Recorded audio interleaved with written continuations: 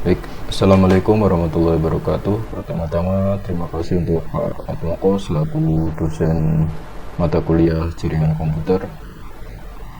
Baik, perkenalkan nama saya Farsi Donadika dengan NIM G211240074. Di sini untuk tugas ujian akhir semester saya untuk merancang menggunakan Cisco Packet Tracer, saya merancang sebuah topologi untuk jaringan rumah dua lantai. Dikarenakan rumah dua lantai memiliki struktur yang luas dan beberapa tembok, maka akan timbul sebuah masalah di mana jaringan dari satu router saja tidak akan cukup. Maksudnya jaringan wireless karena akan terhalang oleh tembok. Makanya dibutuhkan pemancar tambahan untuk memperkuat sinyal yang ada. Pemancar itu biasanya disebut dengan access point, seperti yang sudah ada di sini. Baik, pertama-tama saya mulai dari lantai satu depan. Di lantai satu depan ini terdapat sebuah ruang tamu.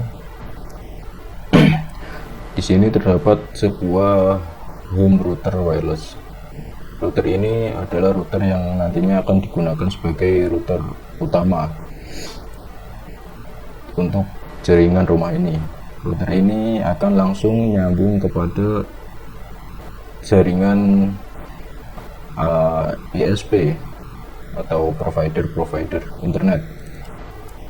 Di sini saya menggunakan settingan PPOE seperti yang digunakan oleh ISP biasanya. Ini saya kosongkan karena ini memang hanya simulasi, jadi tidak perlu saya mengisi PPOE di sini. Lalu di bawahnya saya buat DHCP agar semua perangkat dapat terkoneksi secara otomatis dan tidak perlu menyambungkan secara manual untuk IP-nya. Di sini saya buat IP address-nya 192.168.1.1. Lalu untuk IP pada kliennya akan dimulai dari IP 192.168.1.100 dan maksimal akan menampung 50 klien. di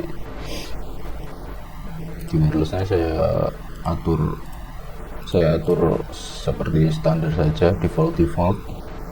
Lalu ini untuk jaringan di bawah sini.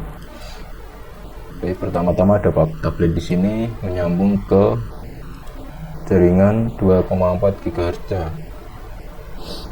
Di sini mendapat IP 102. Lalu untuk laptopnya di sini mendapat IP 1.100. Ini adalah IP pertama yang dibuat oleh home router wireless. Lalu akan kita pindah ke lantai satu belakang. Pada lantai satu belakang ini terdapat beberapa perangkat karena di sini merupakan home office dan ruang keluarga. Di home office terdapat dua buah PC dan satu printer untuk ngeprint kerjaan atau sesuatu. Lalu di sini terdapat access point untuk memancarkan sinyal wireless karena switch tidak bisa memancarkan sinyal wireless.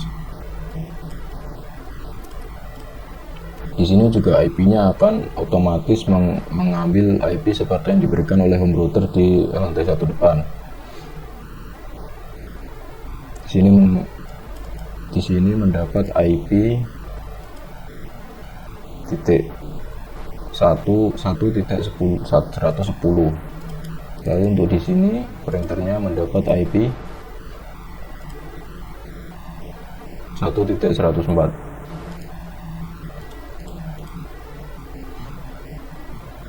Baik, untuk PC 1 mendapat 105, lalu PC 0 mendapat 106. Lalu kita akan pindah ke lantai 2 yang belakang. Ini terdapat sebuah kamar dengan satu smartphone dan satu laptop. Ini juga sama seperti sebelumnya, mengambil IP dari settingan DHCP router pada router depan. menyambung ke switch yang ada di belakang untuk menghemat kabel dan mempermudah jalur. Ini mendapat IP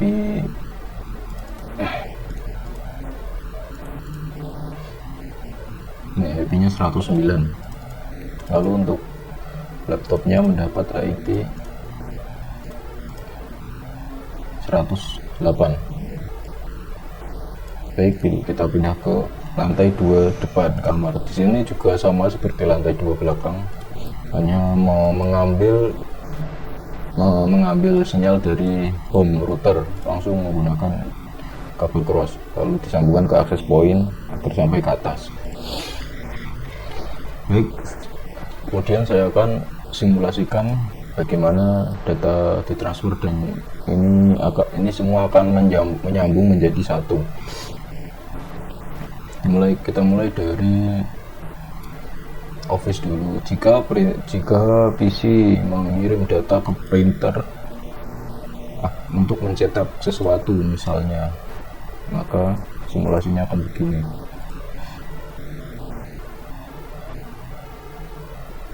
Ya, ini data sukses untuk dikirim. Kenapa saya buat agar semuanya terhubung, agar untuk mendukung arsitektur seperti IoT. Jadi seluruh jaringan rumah ini akan terhubung satu sama lain untuk mengakses. Misalnya di sini ada printer, mungkin nanti di sini akan ditambahkan smart TV atau CCTV atau semacamnya begitu. Saya akan coba lagi untuk ini, misalnya dari tablet akan mengirim data ke printer untuk di print.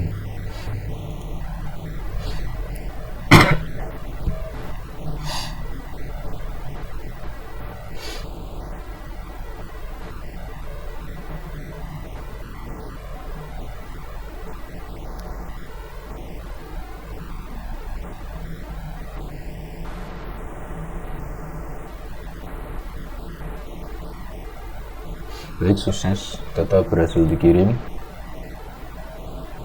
Lalu saya akan mencoba lagi beberapa dari smartphone ke sini, lalu dari laptop sini ke depan sini.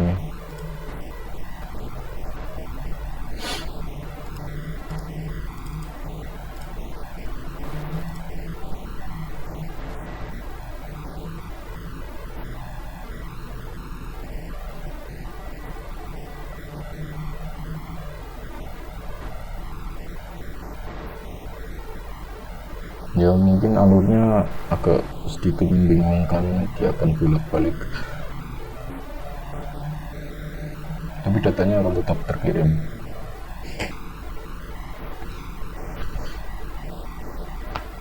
Baik, ini sudah sukses satu, tinggal satu lagi.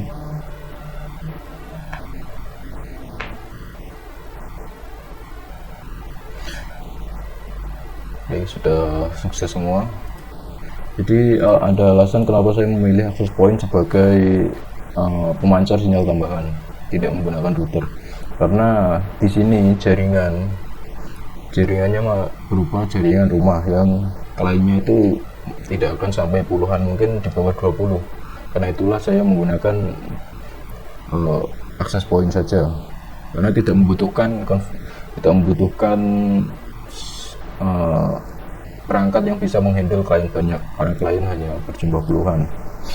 Lalu yang kedua, jika saya menggunakan router di sini, maka konfigurasi akan tambah kompleks, dan itu sebenarnya tidak diperlukan. Makanya saya menggunakan access point saja untuk mempermudah konfigurasi. Dan harga access point juga lebih murah daripada membeli router lagi dan lagi. Itu akan membuat biaya untuk jaringan rumah ini menjadi besar. Untuk nilai-nilai yang saya dapat dari pelatihan course Cisco pada web Netaset dan praktikum, saya mendapat beberapa nilai, antara lain adalah satu, mendapat pengetahuan bagaimana cara internet itu bekerja, yaitu melalui data-data biner yang dikirim, dipecah-pecah lalu dikirim sesuai dengan alamatnya.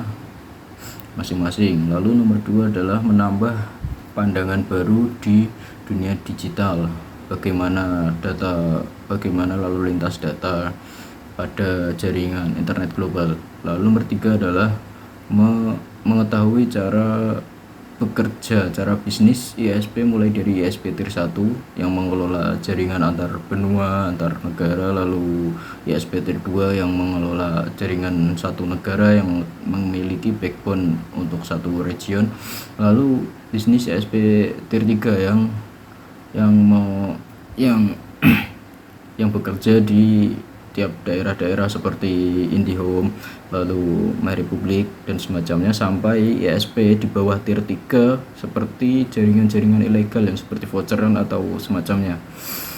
Lalu nomor 4 yaitu menambah pengetahuan saya di sejarah internet, bagaimana protokol itu berkembang mulai dari OSI sampai TCP/IP dan macam-macam lainnya. Dan yang terakhir nomor 5 adalah menambah pengetahuan di cybersecurity untuk mengamankan data saya dan data-data orang terdekat saya. Baik, mungkin sekian presentasi dari saya Farisjidan Andika. Jika ada kesalahan mohon dimaafkan. Assalamualaikum warahmatullahi wabarakatuh.